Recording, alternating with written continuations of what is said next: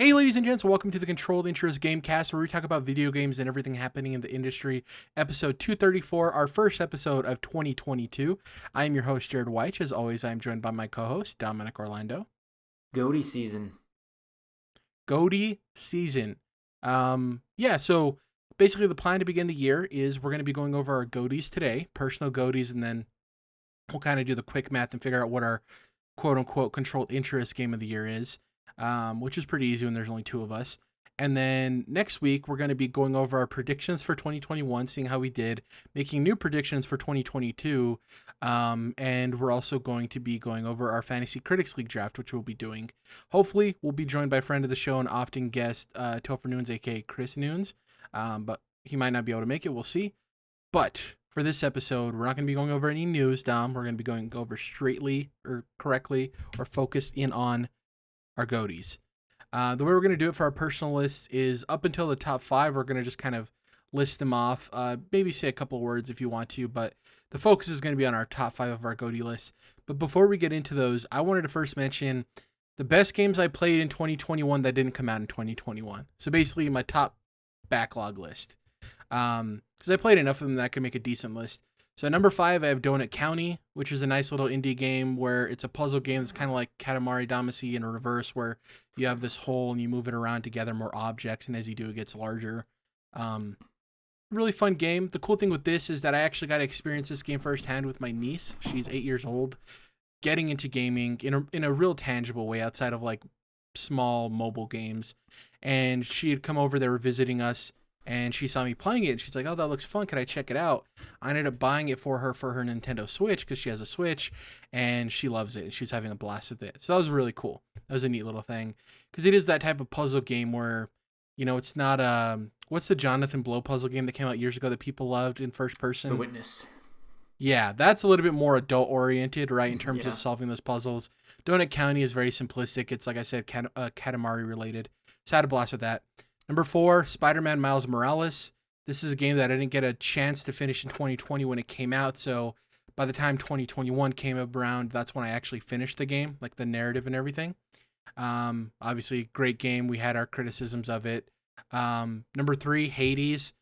This is a game that I enjoyed, but I don't know if I just missed the hype around it when it first released. That by the time I played it, I liked it, but I didn't fall in love with it the way other people did. And I wonder if that's also because, I don't know if you remember at the beginning of the year, I played a game called Curse of the Dead Gods, Dom, which is very much inspired by Hades. Mm-hmm. And I wonder if I got my Hades fix from that, and then by the time I played I don't want to say the real thing, but obviously that game got a lot of inspiration from Hades. I was kind of like over it a little bit, unfortunately. I had something similar. Like, I loved it for 15 hours. And then I just got burned out and never went back to it. Never actually made it a successful run all the way through, but enjoyed it for that first while at least. Yeah, and funny enough, neither of us played Returnal this year either, so I wonder how that would have played out as well in comparison. Number 2 is Spiritfarer. This is a game I wanted to get to in 2020 when it originally released, and it just fell into the backlog. And when I played it this year, I talked about on the podcast of how the way it deals with loss and coming to terms with, you know, one's own existence and the failures or successes you have, and dealing with death and facing your own decisions you made in your life. You know, it's a really special game. I really suggest people play it, whether you're going through a tough time or not. It was especially connective to me in the uncertain times you are with the pandemic and stuff, of you honestly never know if you could lose somebody around the corner. And the way it just portrays a death and coming to terms with that, and, you know, kind of focusing on relationships people have in their life, and when you come to the point in which you're going to die, did you do enough to reconcile those relationships? Were they worth doing that for? It's a very special game, and they've had numerous updates that have added new characters to take to the afterlife and some small quality of life stuff too. Great game. And then number 1 is Psychonauts. It's the reason I got so pumped for the release of Psychonauts 2. I had talked about on the podcast how if I would have played this when it originally released in 2004, I think it was 2004, 2003, that it would have been a game I would have talked about my whole life in the way I do Pokemon, of something that was core to my gaming experience. And I really loved it. And it was the best game that didn't come out this year that I played. obviously a lot of its gameplay stuff doesn't hold up, and even some of its design constraints based on like the little amount of polygons you can put at the screen at that point. All of that still didn't take away from the experience that it was overall and how special it felt to me. So that's cool. Those are my top 5 games that didn't come out last year that I played this year. And maybe going forward, we can add this to whenever we talk about GOTYs, because I do think, obviously, we try to get to a lot of the new games, but we do play games on our backlog that we've wanted to play, right? Whether it's through sales or Game Pass or something.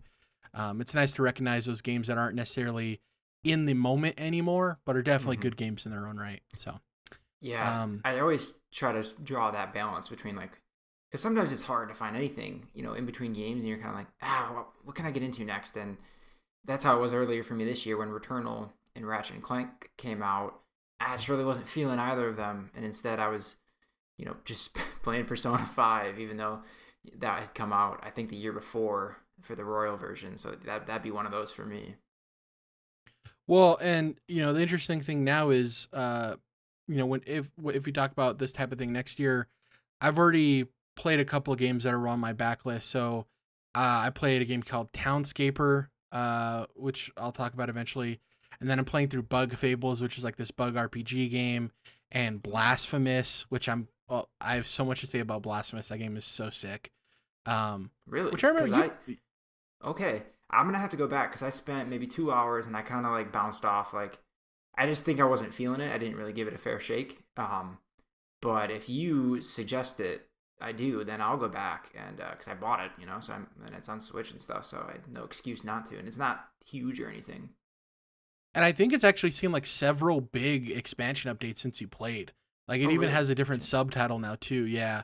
Oh, Um, and I'm only like 2.5 hours in. I actually had to stop playing because I'll say this real quick. My RB button on my Xbox Series X controller stopped working, so I had to order a new oh shit. controller, which isn't Dude, too surprising. Like I've had the console since when did it come out? 2020. So it's like yeah. over 2 years. So it's fine. It's gonna be my first controller I buy outside of the console. So. I had on my DualSense for a while, for like 2 weeks or so, the square button was sticking, and I was furious. And then also like one of the analog sticks, the left stick, was drifting as if it thought it was a switch.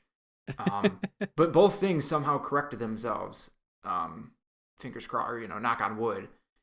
So I don't know. I'm a little hesitant on trust on the durability of the DualSense so far. But yeah. And yeah, I mean, the Xbox Series X controller is not much different than its past iterations, and they do have pretty good durability. I mean, I don't sit here and like smash it against the table or anything crazy like Yeah. that. So yeah, and like I said, it's my first controller after buying the console, so it's no biggie. It's not like I'm running through these things. The interesting thing is I had 3 different options, right? Is like, do I buy a $60 one that's kind of like the simple one that I have? Do I pay a little bit more, like $80-ish for a Design Lab one because I've wanted to do that as well? Or do I just say F it and get the Elite Series 2, right? So I was debating in my head of what I want to do. I just went with the normal $60 one, but I got the blue one, like really nice, like Oh yeah. Sonic blue one, Okay. because it was the same price. I was like, what's the point of just buying the basic black one? Anyways, so I've stopped playing Blasphemous because if you remember, RB is the parry button, and you can't Mm-hmm. map You your need it. controls in that. So I literally couldn't parry. So I was like, I had to wait. Controls coming in a couple of days from recording, so that's at least good. Anyways, real quick before we get to your non-top 5, because I've been talking a lot, my honorable mentions for this year are games that I've played and I've enjoyed, and I think if I played more, they could have potentially ended up on my top 10. I just didn't have enough experience with them to give a proper criticism of. Were Eastward, which was the Earthbound inspired RPG on Switch, which I definitely want to get back to. Moonglow Bay, which is the fishing Mm-hmm. thriller horror game set in like the Pacific Northwest, and then Pokemon Brilliant Diamond, Shining Pearl, which I also haven't had enough time with. So those are the 3 honorable mentions, and then we'll get to my non-top 5. But I want to hear about your non-top 5s. I guess from order of whatever the last one is. Yeah, so these aren't necessarily in an order. It's a little messy, but I want to keep adding actually to like games from last year that I played this year because I'm now realizing that's where I spend a bulk of my time. Um, so for one, Star Wars Squadrons that came out last year. That was the exclusively flight Oh hell yeah! sim Star Wars game. It was a it was like a budget game too. It was like $30-$40 kind of a thing, and I had a lot of fun with that. It's what it is. I actually ended up preferring all the flying in Battlefront 2, which was just a simplified version of that. Oh wow. Squadrons is difficult. It's complex, and it can be even more complex if you want it to be. And the multiplayer is intense, and it's difficult. You can only be in first-person view, so from within the cockpit.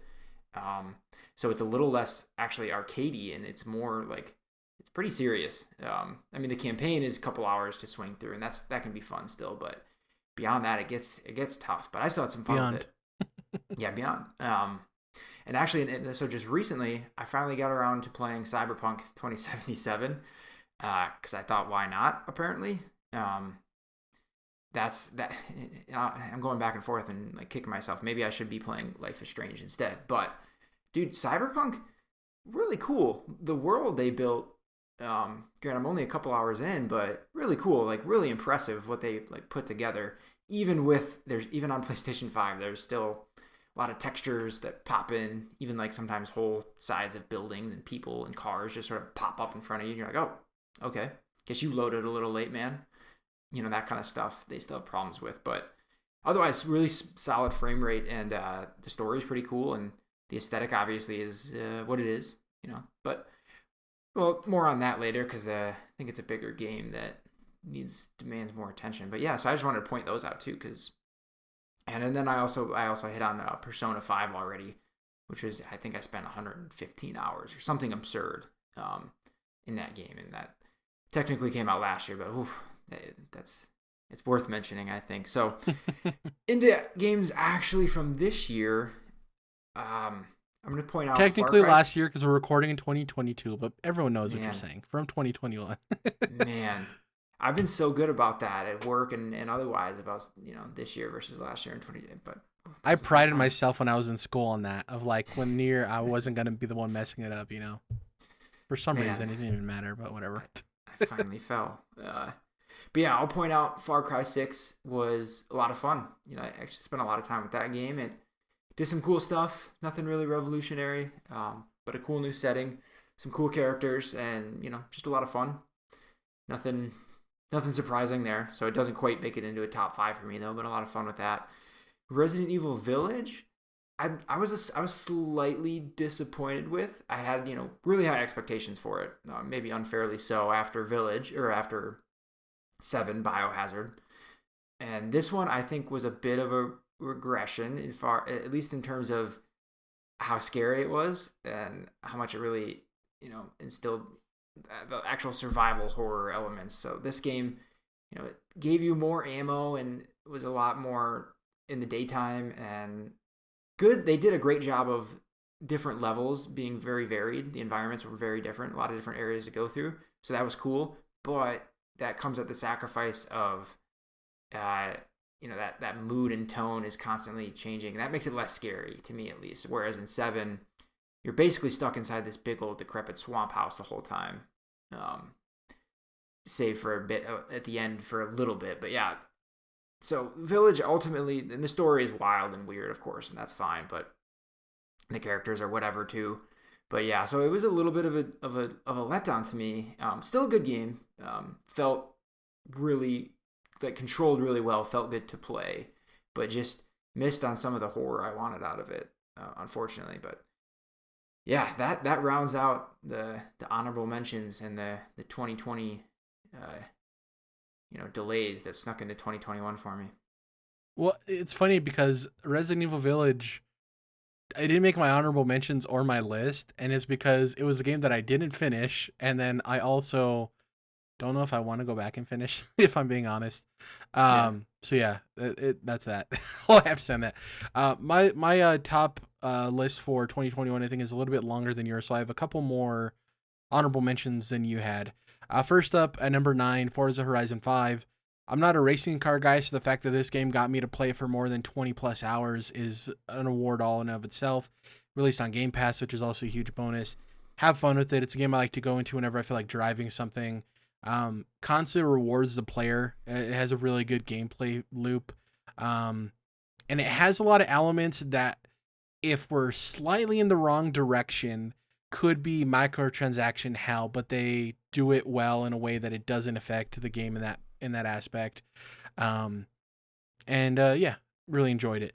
Number 8, Loop Hero, really dope indie game. Yeah. I talked about this at the very beginning of 2021. I talked about Blasphemous, and obviously, if you look at Blasphemous for more than 2 seconds, you understand it has that Souls-like aesthetic, which is borrowed from Berserk, the obviously famous anime and manga.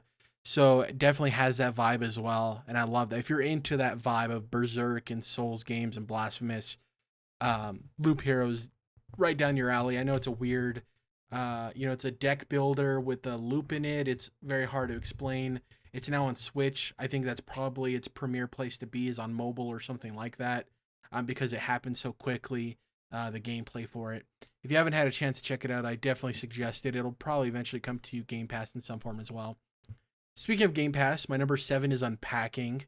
This is probably one of the most relaxing and melodic games I've ever played. If you haven't heard about it, it's basically you start the game as a person who's moving into a new house, and you have to unpack these boxes and put all of their belongings where they belong in certain rooms. So you start with just this girl's bedroom, and then you escalate to when she's, in a college dorm, and then it's a house, so you do different rooms there, and then it's her with her significant other. And the game actually tells a really heartwarming and heartbreaking narrative involving someone's life. So yeah, you're unpacking these boxes and you're figuring out where certain items go, but like through what items stay and what items disappear and what items are added, and the rooms and kind of the environmental storytelling that they do, it's good.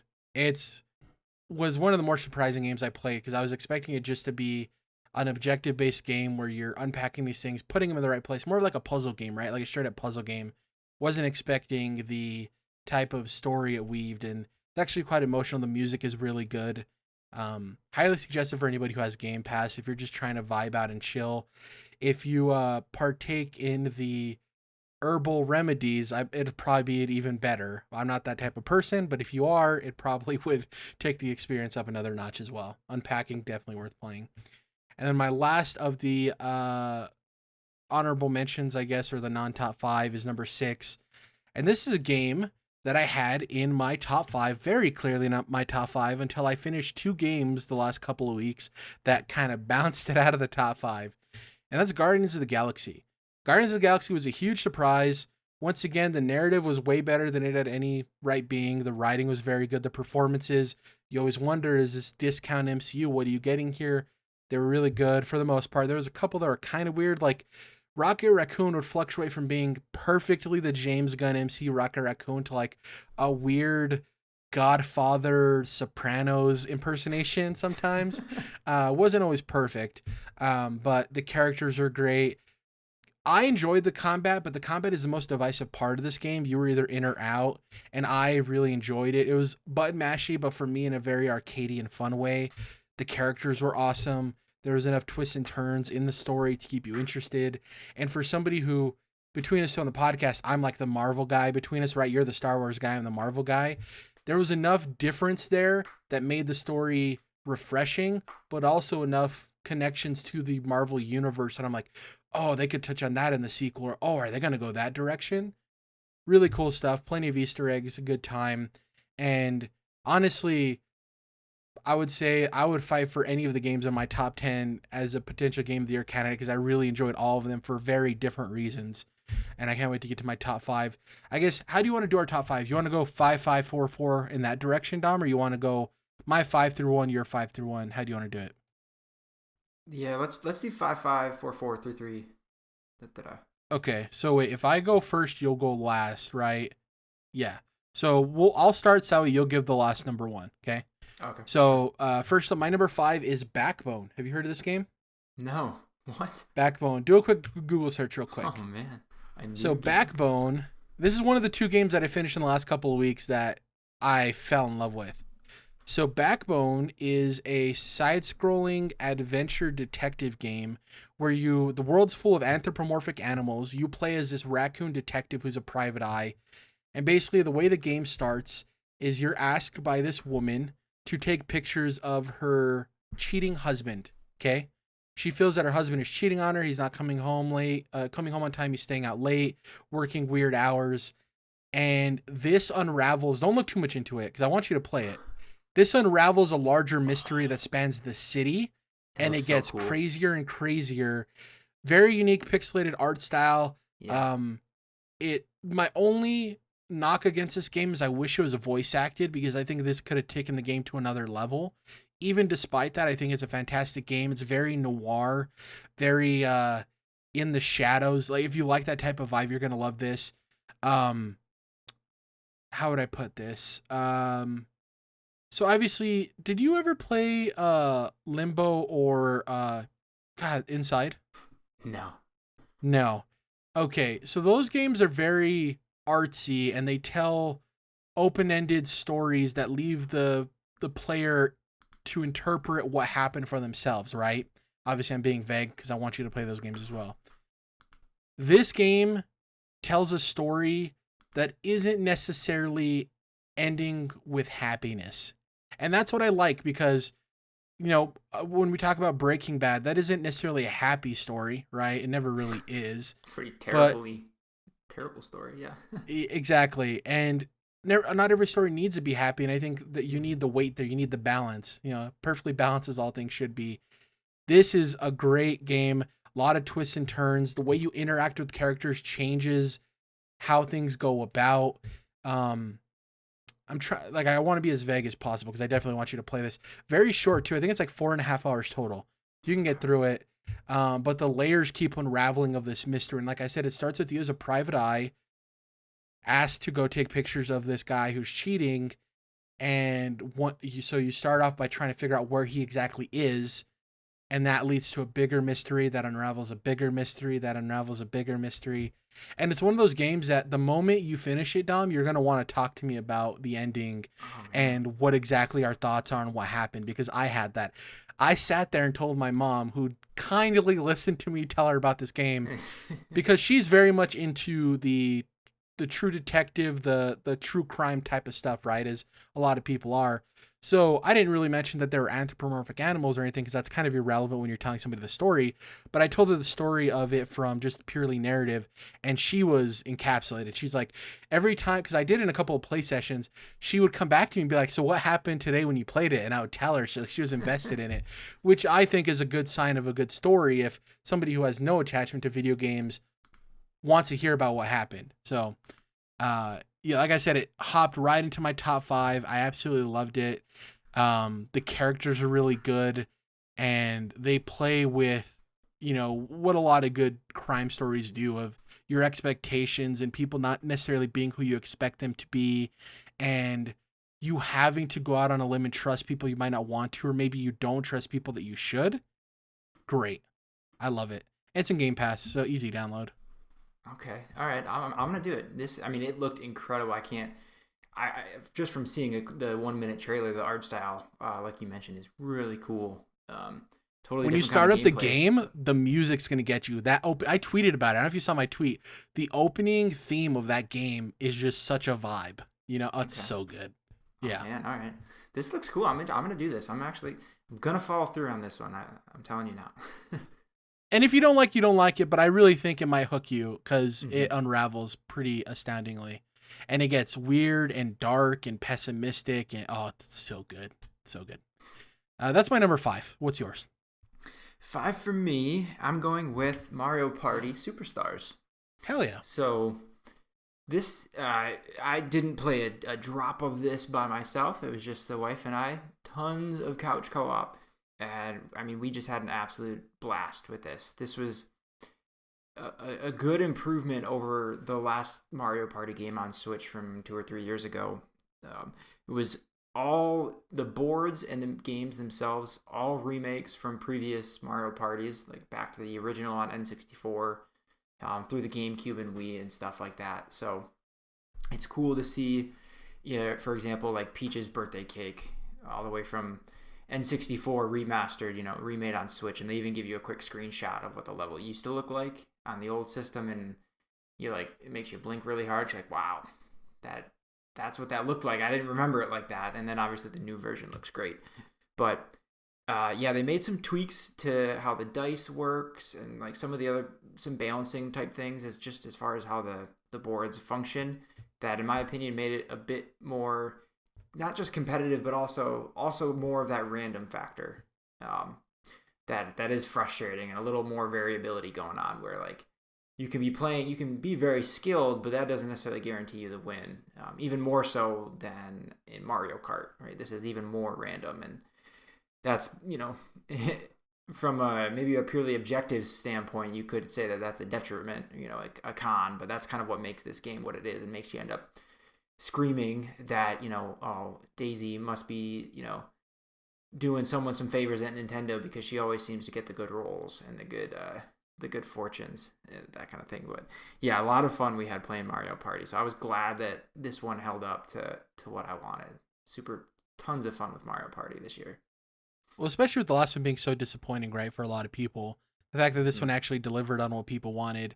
And, a lot of people had this kind of same experience with not Tell Me Why. What is the multiplayer game that won Game of the Year? It Takes Two. It Takes Two. There you go. Tell Me Why was on my brain because I had to Google what the name of the game was for something I'm going to talk about next. But with It Takes Two, people had that co-op experience, and though you weren't necessarily working together, unless maybe Daisy was screwing you and your wife over in the game, maybe you guys then work together. But to be able to experience that, especially with somebody who, like I talked about with my mom wanting to hear about Backbone, it's kind of the same thing with you with Mario Party, where you don't always get to play video games with your wife, but this is one where you can both enjoy it together and have a blast and spend time together enjoying one of your favorite hobbies. So that's great. And I'm glad it met your expectations because this is one you had circled for a while from the beginning of the year. Yeah. Like, oh man, I hope it's good. Yeah. I was hyped on it for a while. One last thing I forgot to point out that's important. No motion controls in this game at all. So because all Thank the games God. are remakes, all the mini games are remakes, they don't need motion controls, and there's not really any new design going on with those. But yeah, in the previous game, a lot of games required motion, which is hit or miss, especially on Switch, which doesn't have, a tracker. It's just the accelerometer in the controller. So that's kind of not always ideal for certain things, and could have been frustrating in some of those in the previous Switch game. But this one did away with that, and I think it was a great decision to do so. I'm going to go out on this hill and die on it that in the age of virtual reality, no game should have motion controls unless it's virtual reality. I could understand back in the novelty of the Wii and stuff like that, but we're in a place now where if you're not doing it at the level of a virtual reality game, you're just not going to be fun for anybody. That's my opinion anyway. So I'm glad that they took it out.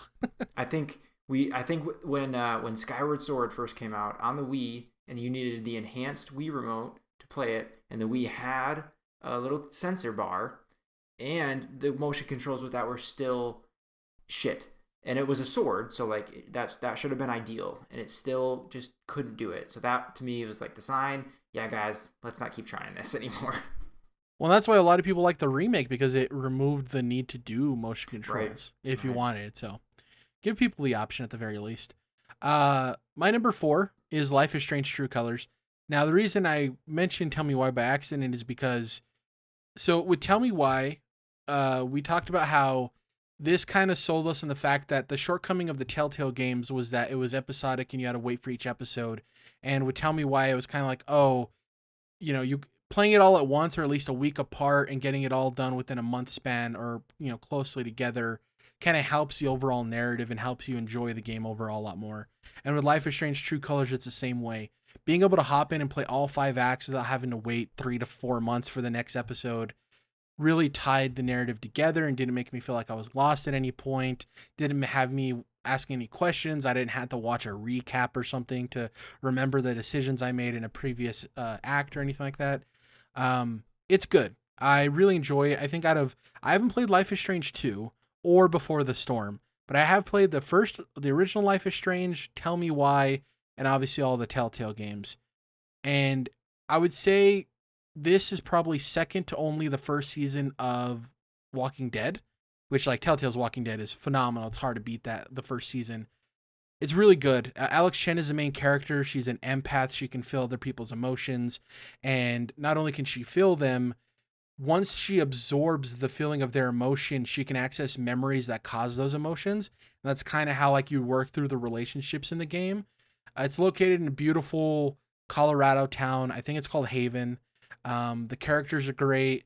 It does a good job of allowing you to make Alex Chen who you want her to be in terms of there's a male character and a female character.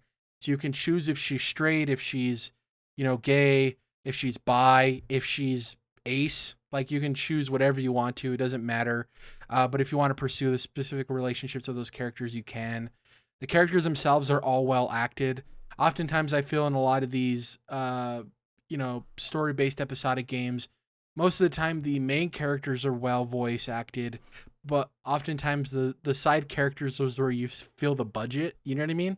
Where it's like, oh, okay, I understand these aren't the, and I hate to put it this way, but like the A-list voice actors, these are definitely people that they had to get that aren't necessarily the cream of the crop. And with Life is Strange True Colors, almost every character is so well done. This game has incredible twists at the end that I didn't see coming. I really enjoyed it. This is one of those games that we talked about that we would try to get to during the break. And this one more so than even Backbone. I don't want to say anything about it, Dom, because I know how much we enjoyed Tell Me Why, and obviously I want you to get to the Life is Strange games. I want you to play this because it's definitely going to be worth your time. The cool thing with it, too, you don't have to play the other ones at all. You can just hop right into this.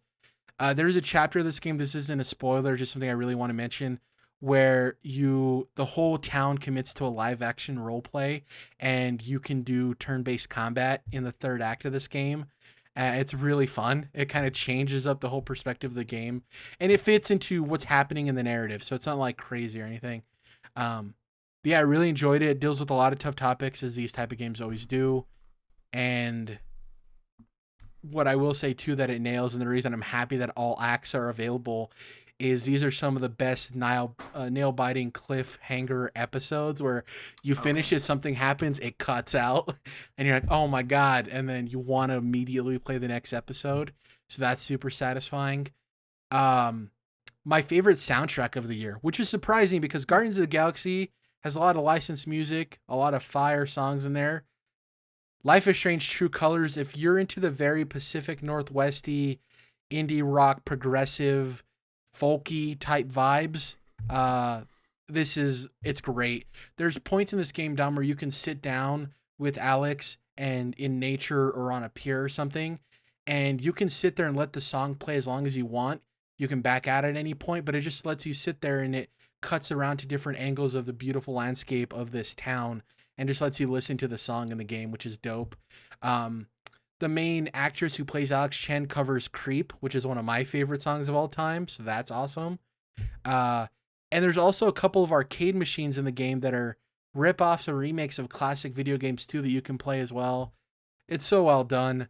I love the way the collectibles work. So when you press left trigger, you activate her empath ability to sense other people's emotions, but you can also sense objects that are connected to deep emotions, and from that you learn memories as well. So whether you're in her apartment or you're around the city, you can see these emotionally charged objects to give you more of the narrative as well.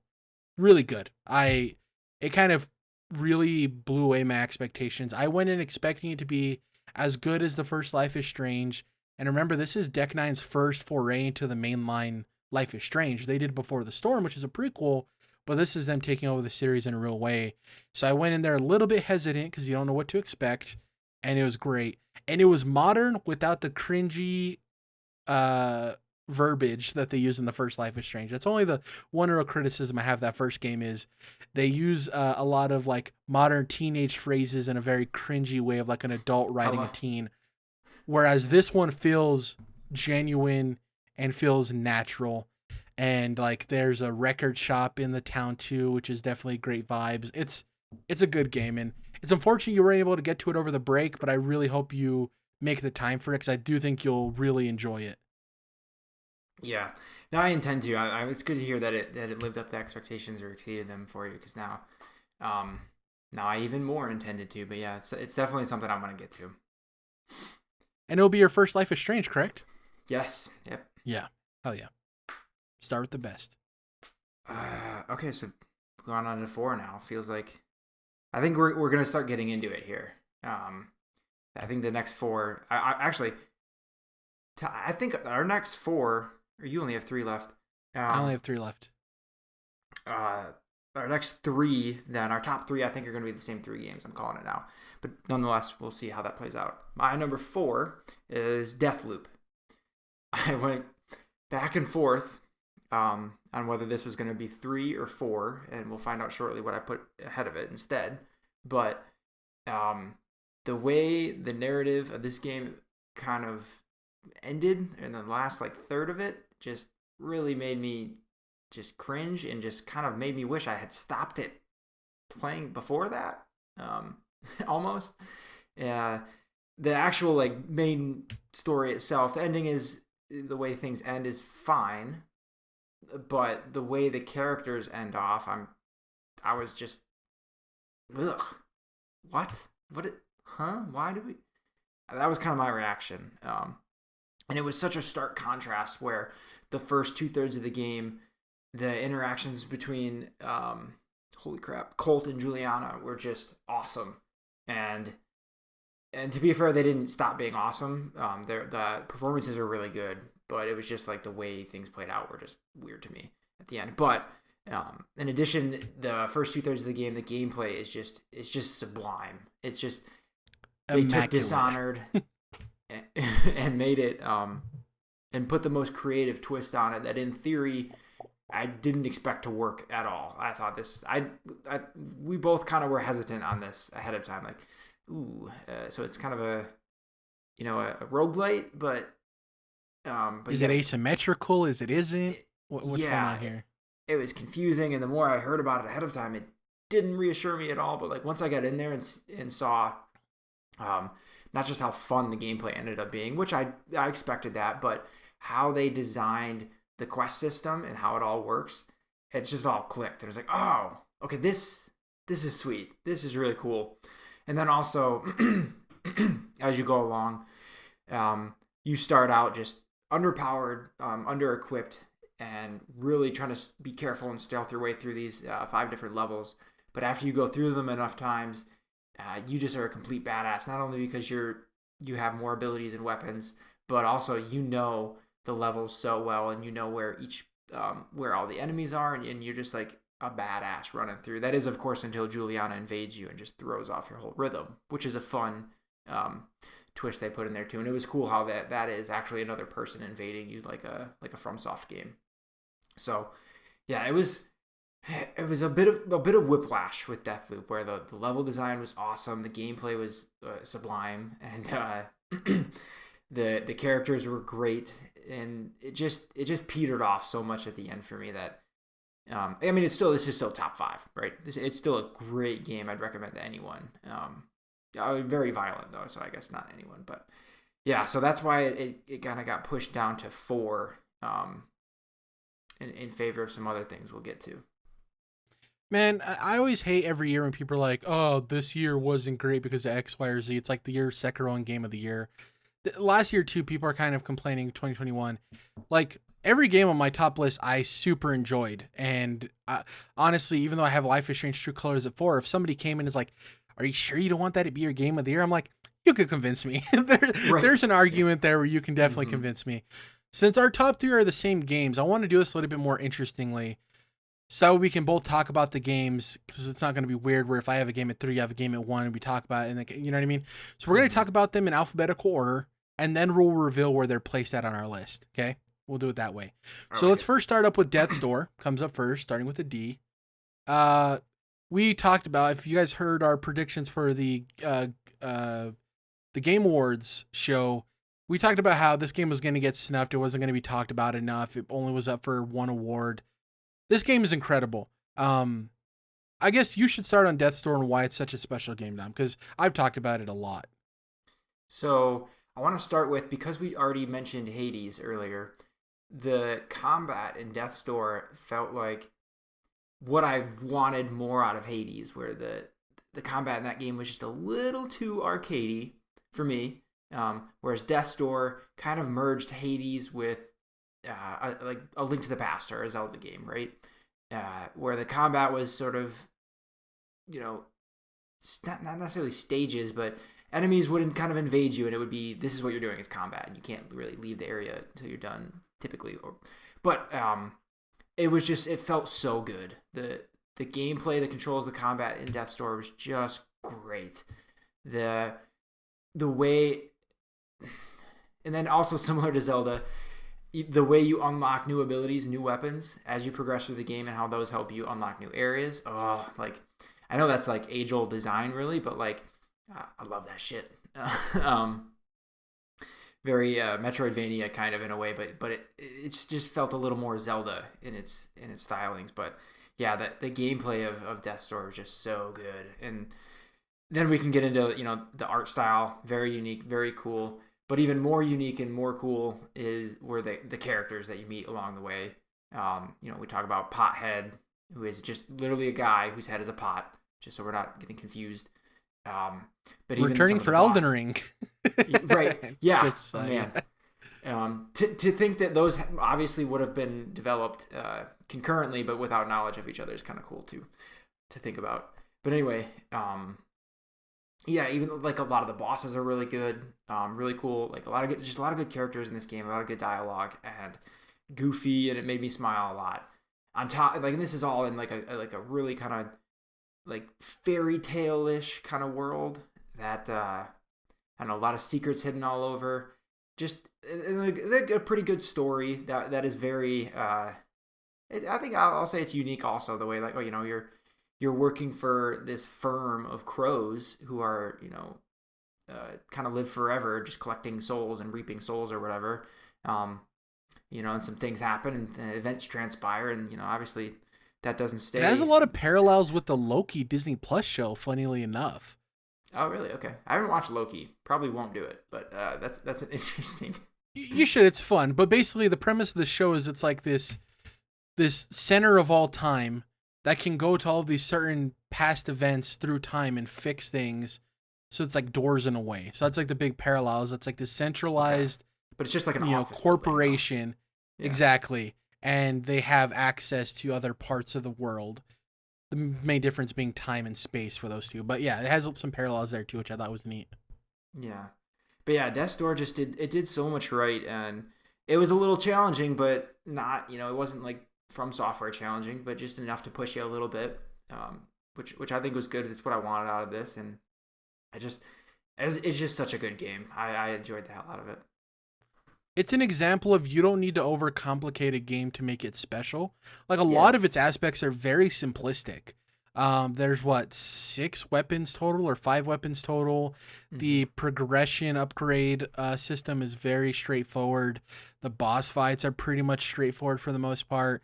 The level, it's all simplistic, but in the best ways. And I think oftentimes we see that people feel the need to overcomplicate things to make their game stand out or feel special.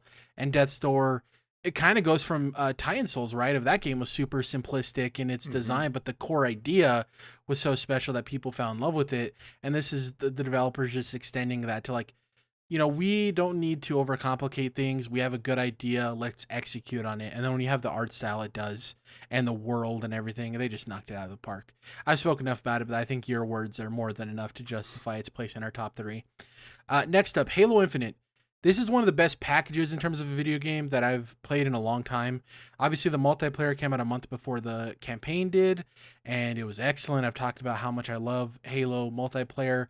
You know, Halo 5 got scrutinized for the campaign and the way they handled that story, but most people felt that it was the best multiplayer suite the series had ever seen.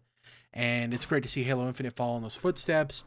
Obviously, there's some issues with, like, the battle pass progression rate, which they've tweaked and stuff like that, and the addition of numerous game modes in the playlist, which they've also fixed.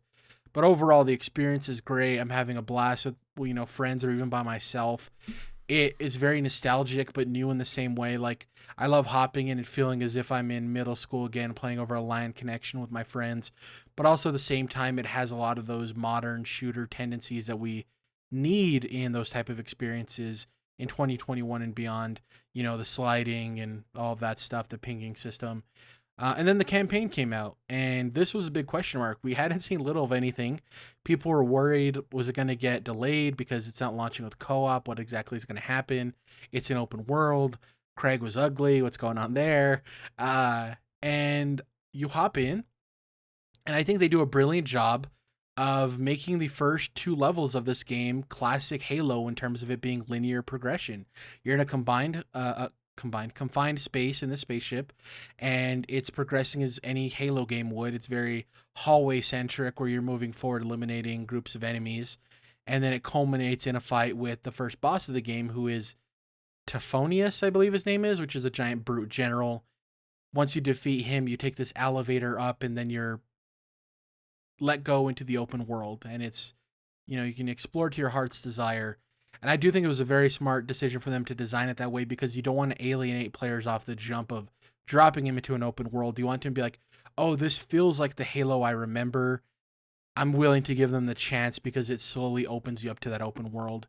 I think they designed the open world in a great way, where there's points of interest across the map.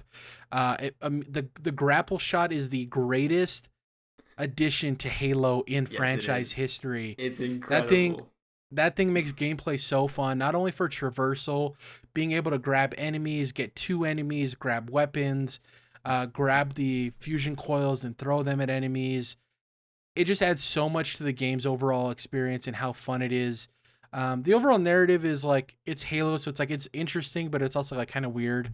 I do like that it leaves it open-ended enough that with expansions that we assume they're going to be adding over the course of the next 10 years is quote-unquote their plan. I do think it leaves a lot there, whether it's the addition of, enemy types like the Flood or the Endless, which are the new enemy type.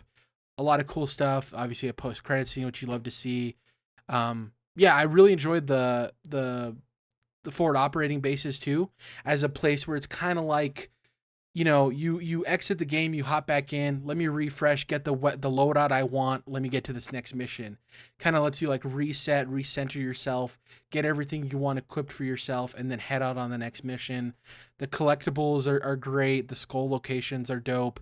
I think there's enough Easter eggs in the game sprinkled around that are fun. The game's challenging with the open world design, with the elite snipers. If you don't understand they're in position in an area you're going to explore, they'll kill you. So it forces you to get a lay of the land and understand what you're getting into. There's really funny moments in it too, like the grunt propaganda towers, Dom, that you just walk by and you hear these grunts just talking so much shit, like on, and you can just destroy it and shut him up. Had a blast with it. I love the twist they had in the narrative in terms of characters we know from the past. And yeah, it gets me excited for the lore and story of Halo moving forward, which after the events of Halo 5, they were in a tough spot with that. And I do think it feels like a rebirth. It's kind of like God of War in the sense of it's not a complete reboot, but it is, And I think Halo nailed that for itself. And yeah, I had an absolute blast with this game. Incredible. Yeah, so I barely touched the multiplayer. So speaking just on the campaign, like the biggest thing to be like the grapple shot is, I got to the point where I wasn't ever really running except for in between grapple shot charges, right? And it was like playing, experimenting, right? Like shoot it in a tree. Can I use the momentum to get to the next spot? So good. I did so much fun shit with the grapple. It's like it really felt very Breath of the Wild-y, and where like it literally just like lets you not manipulate the physics, but just the physics system is what it is, and like it's whatever happens is gonna happen, and it doesn't really stop you. It's a big sandbox for you to grapple around with, and it's exhilarating.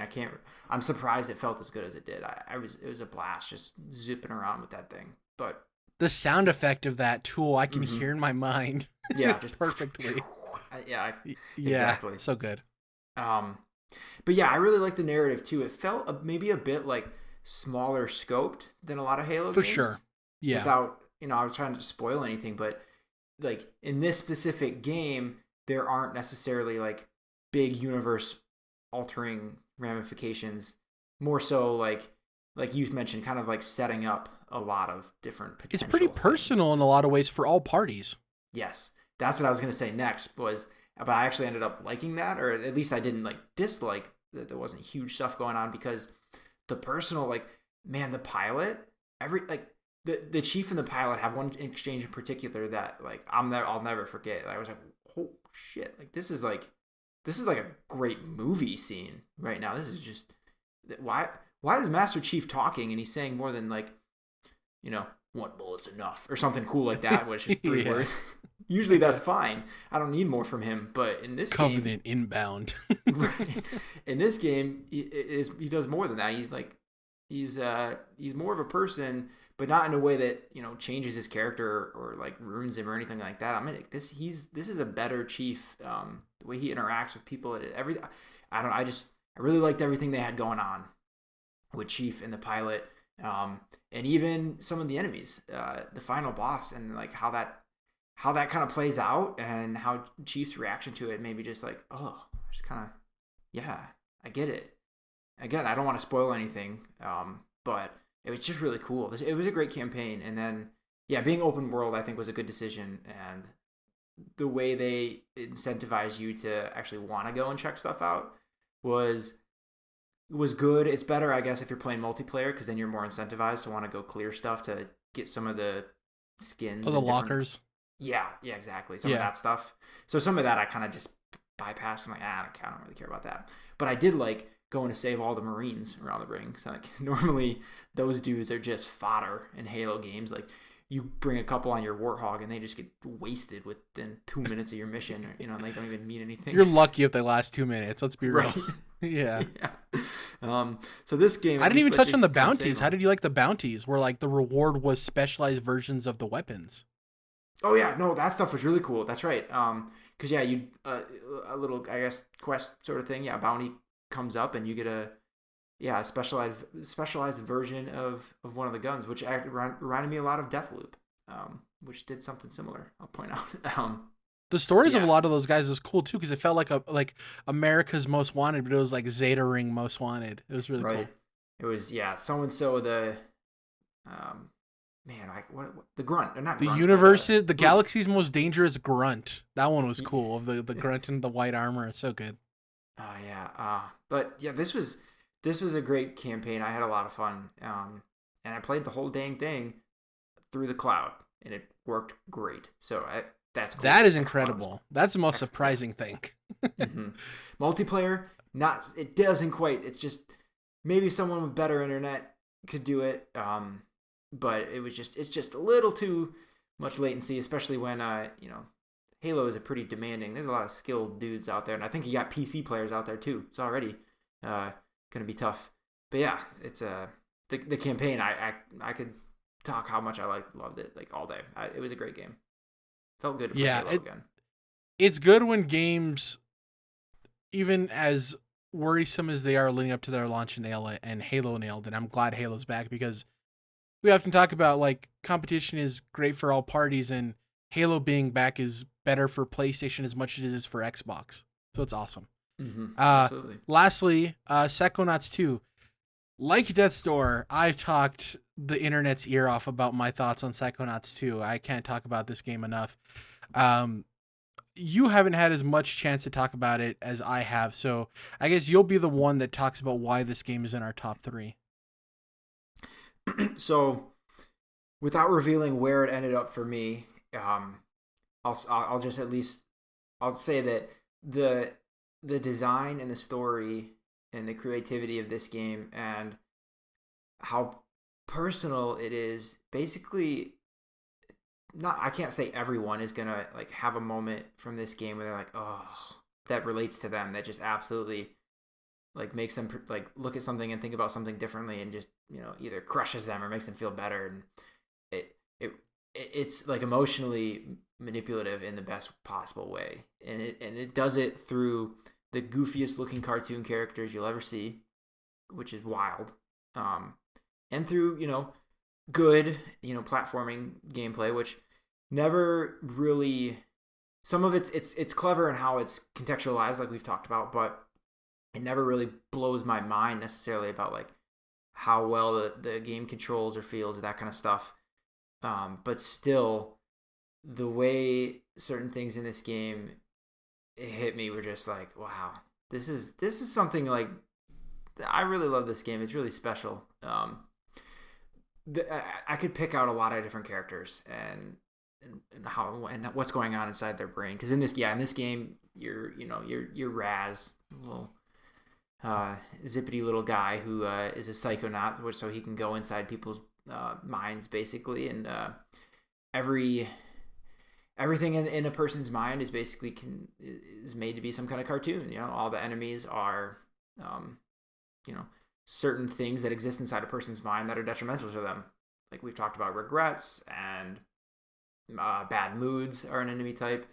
One of my favorites was, there's an enabler. So it's an enemy that basically is powering up other enemies. And so you have to go get rid of that enabler before you can take down the real problem. That's brilliant, right? So lots of things like that. But I wanted to point out in particular one character that for me did it was Bob Zanato, who is someone you help out, and they actually do a similar thing with some other characters too. But for Bob, he has some issues that, and none of this it like explicitly says necessarily, but he's had some issues where he's now kind of a hermit, doesn't talk to anyone, and has some kind of troubles with alcohol. And so as you're going through his mind, there's these large bottles that you have to basically go through and help him out. And what's happening though is all these people from his life are enemies in his mind, and they're just shit talking him and putting him down, and they're terrifying, and they're these horrible monsters. And which is to say, that's how he's perceiving people around him talking about him. But these are characters that you've already met in the game, and you're like, these characters are nothing like that. I can't imagine they would ever act this way towards even someone I don't know yet, this Bob guy. So how that plays out and how it ultimately resolves was just really cool. And it works out well for him. I can say that much at least. But that was one character for me that really it was so good. I don't want to spoil too much more, but there's that that's the whole game. But with 15 other characters or whatever it is, like you're going inside their minds and helping them decipher their problems, or in one case you're actually bringing up old problems that you shouldn't have been messing with necessarily, but it works out anyway for a different character. But yeah, Psychonauts 2 was just a really incredible game. I really enjoyed it. Yeah, even with Bob Zanato, his whole relationship with Helmet, the Viking guy, is awesome too. Because it's obviously you learn that they're in a gay relationship, but it's the focus is they're gay or anything like that. It just handles it in a natural way of any other relationship, because that's what it is. It's any other relationship, and they have their issues and they talk about that. And yeah, his level in particular is a lot of them are special in their own way, and I love how it does play with, they say perception is reality, right? More so than reality is reality. So to him, these people are these people, but your perception is entirely different because of the experiences you've had with them. It's so good. I guess the way we'll do this is we'll say our number 3, our number 2, and then our number 1. So number 3 for me. Okay. Before we get into it, I forgot there was one other thing I have to say about Psychonauts. And what kind of like really pushed it ahead for me was the performances.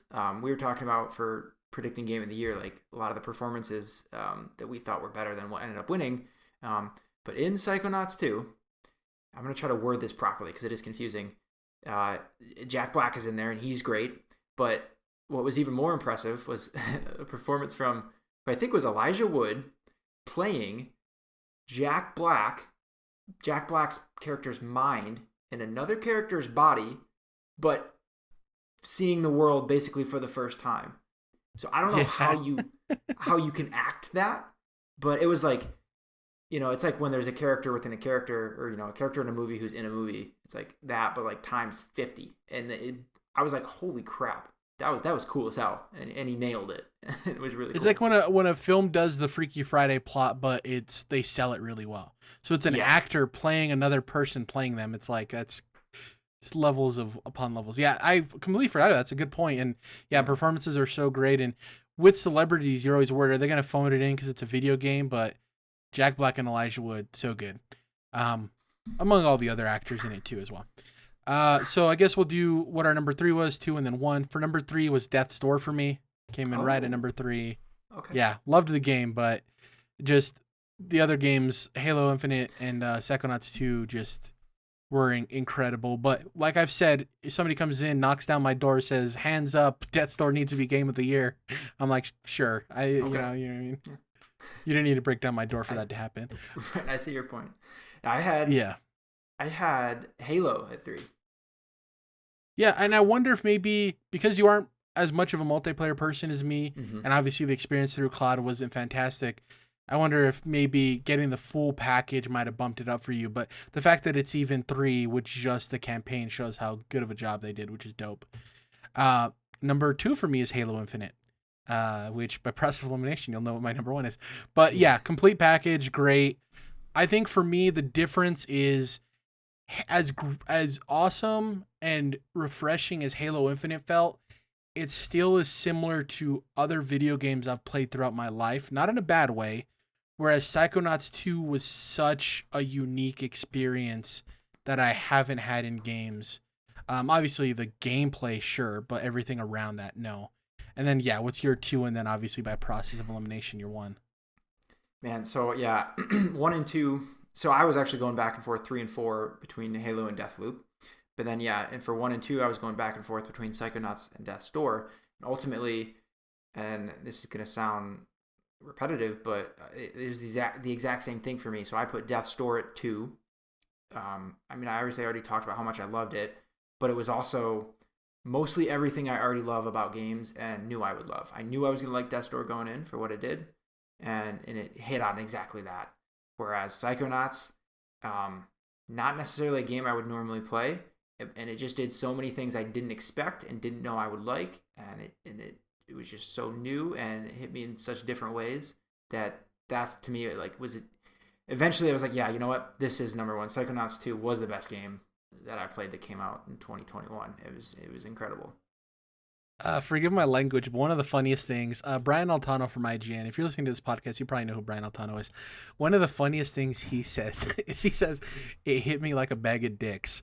And when that makes me laugh so much. And that's why when you're like, Psychonauts 2 just came out of nowhere. I'm like, it hit him like a bag of dicks. You know, it just hit you out of nowhere. And it's so funny that we had the same perspective of, our number 2 game isn't a bad game. We absolutely loved it. But the difference between that and Psychonauts 2 is Psychonauts 2 provided something we hadn't played before. You know what I mean?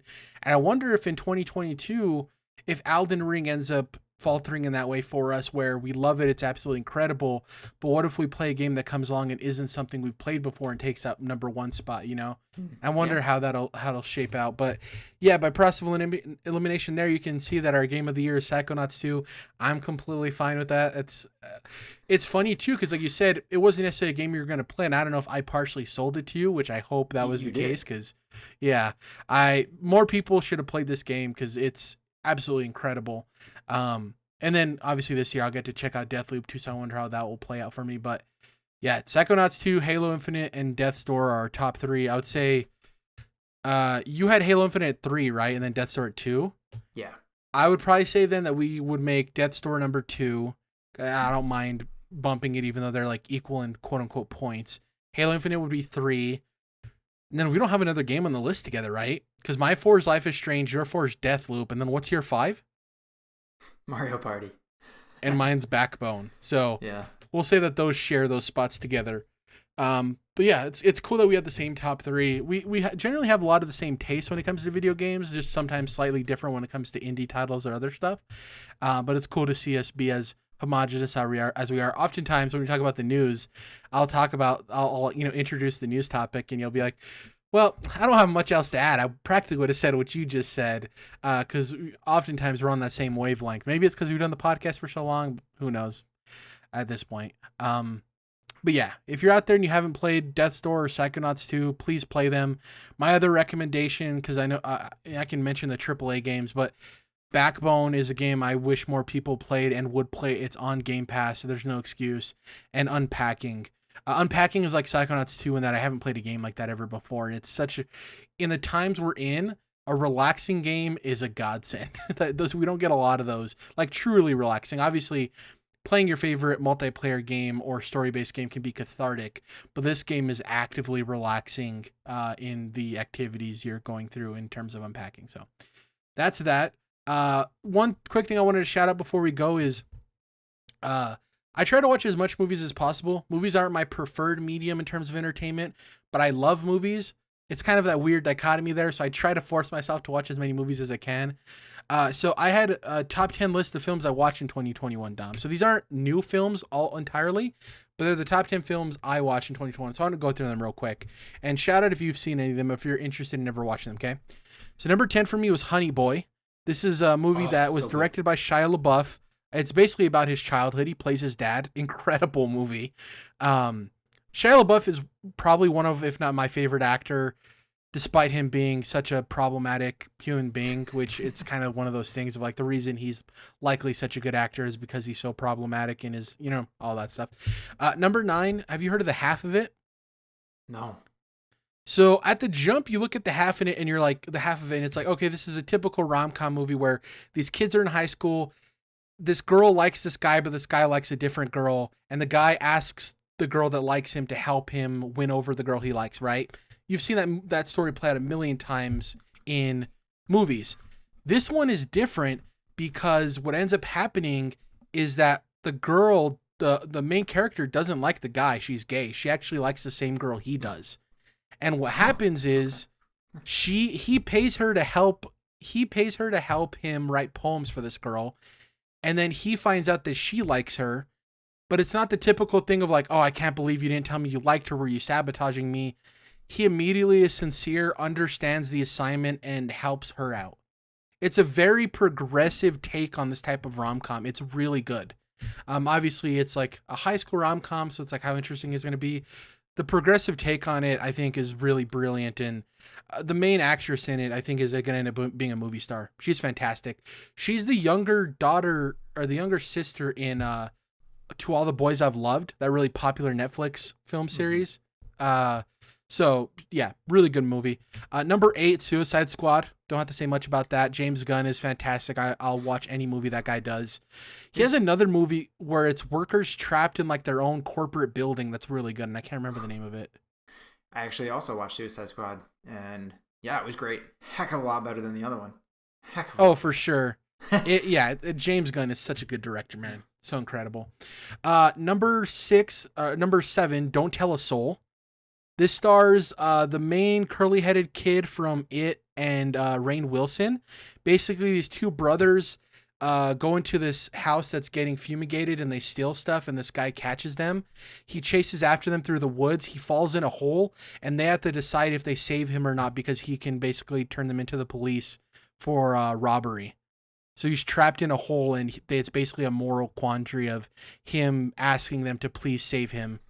And the older brother is a shithead, the younger brother is sympathetic, and they basically have to figure out if they want to help this guy out of this hole or let him die. Very good. I don't It's see recommended to enough, so I gotta check that out. Yeah, Don't Tell a Soul, very good. Number 6, Big Sick with Kumail Nanjiani and his real life wife. Oh yeah. This movie came out years ago, just one I hadn't gotten a chance to get to. Lives up to the hype, really good. Plan B, have you heard of this? This is my number 5 movie. Yes, I think I've scrolled past it, but I still haven't watched. Plan B is, and this is going to be reductive, Plan B is Superbad, but with girls. Mm-hmm. So it's the same plot. It's these two girls. They're getting ready to go to college. What's happening? It's way more crude than you would expect from a movie about women because typically those type of films tend to be more prudish, right? Because it's the female perspective, but this one is actually genuine in the female perspective of going to college. It's really funny. I suggest it to anybody who likes Superbad. You're going to love Plan B because it's just the female perspective in 2021. It's such a good movie. Really good. Probably one of my favorite comedies. Number 4, Peanut Butter Falcon. Shia LaBeouf as well. He befriends a boy with Down syndrome who wants to be a professional wrestler. Have you seen this movie? Yeah, it's so good. I love that one too. Yeah. Yeah, so good. 2 Shia LaBeouf movies in my top 10. Number 3, Mitchells versus the Machines. Have you heard of this one? No. This is from the studio that made Spider-Man Into the Spider-Verse. And it's basically a family who has to fight back modern day technology in a really creative and clever way. And if you love the animation style of Spider-Man Into the Spider-Verse, you're going to dig this. One of the most visually stimulating animated movies, and it's really funny. It's really heartwarming. It's a family road trip with a twist. Very good. Number 2 is The Farewell. Have you heard of this film? This was Awkwafina's drama debut. So Awkwafina, the Asian actress who was in Shang-Chi and a bunch of other stuff. It's basically about her going back to her family in Korea and coming to terms with her grandmother dying, but also what it means for her not to be a real American or a real Korean, right? Somebody who is a part of both worlds, but at the same time feels like they're a part of neither.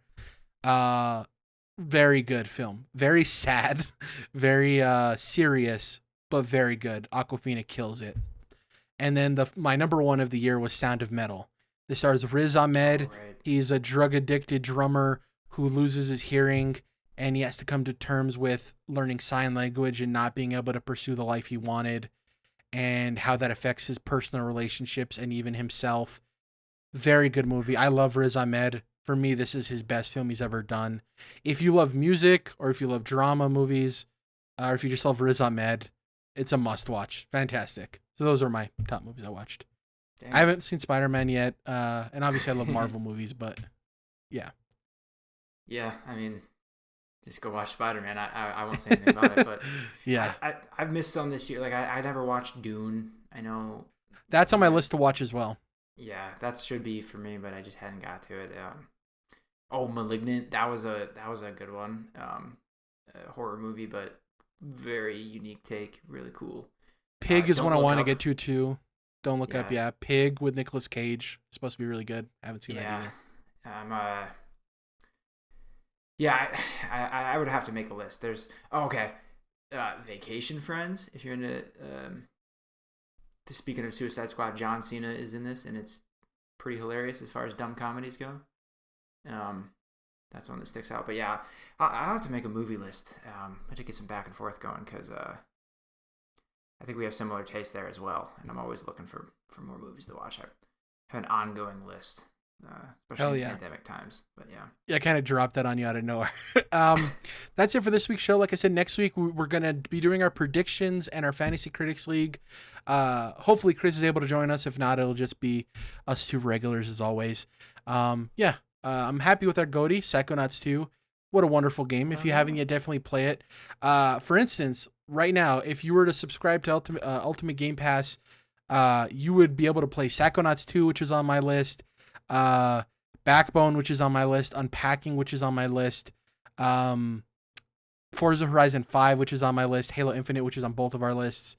What is there anything else on your list that would be on it? Deathloop will be there this coming year. It's not on there yet. Yeah. Oh man, what else? You said Halo. Yeah, I don't know. That's There's like 5 games on our Game of the Year list that are on Game Pass, which is incredible. Yeah. So definitely go check that out. Follow us on Spotify. You can rank podcast notes. If you have the time, please leave us a 5-star rating. It'll help us get seen by more people in the audience. And the more our audience grows, the better the show can get. You can follow us on Twitter. I am at Jerrad Wyche. I believe that's my Twitter handle. Hold on. Yeah, Jerrad Wyche, Jerradwyche. I don't pimp it enough, so I always forget exactly what it is. Dom is at Dom Kenobi, but the O in Obi is the number 0, not the letter O. Collectively, we're at CTRLINT. That's Controlled Interests abbreviated. YouTube search Controlled Interests will pop right up. But if you can, please go leave us a rating on Spotify. It'll definitely help us out. Happy New Year. Hopefully 2022 is a good year for everybody. A lot of awesome stuff on the horizon in entertainment.